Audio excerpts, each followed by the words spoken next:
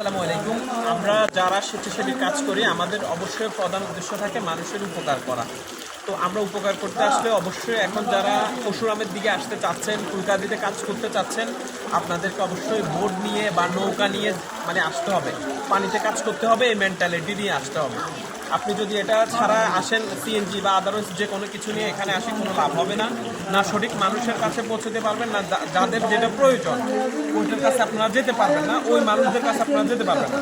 আপনি পানির অবস্থা দেখতেছেন কতটুকু অবস্থান আছে। আমরা ট্রাক নিয়ে এসেছিলাম, ট্রাকও এখানে যায় নাই। সো আপনারা এখানে বোট ছাড়া কাজ করতে পারবেন না। আপনারা যেই আসুন, যখনই আসুন, আপনাদের এখন প্রধান কাজ হলো আমি আপনাদেরকে বলি, বোট নিয়ে আসবেন, কিছু যদি সম্ভব হয় শুকনো খাবার এবং মোমবাতি এটা নিয়ে আসবেন। মানুষের একদম প্রাথমিক কাজগুলোর মধ্যে এটা অন্যতম। অনেকগুলো পেশেন্ট আছে, অনেক মুরব্বী মানুষ আছে, তাদেরকে ঘর থেকে আসলে রেস্কিউ করা আমাদের পক্ষে সম্ভব হয় না। আমরা যতটুকু সম্ভব সারাদিন কাজ করেছি, অনেকদেরকে বোর্ড ম্যানেজ করে দিয়েছি, কিন্তু অনেক বেশি আরও দরকার। দুই একটাতে আসলে কাজ হচ্ছে না।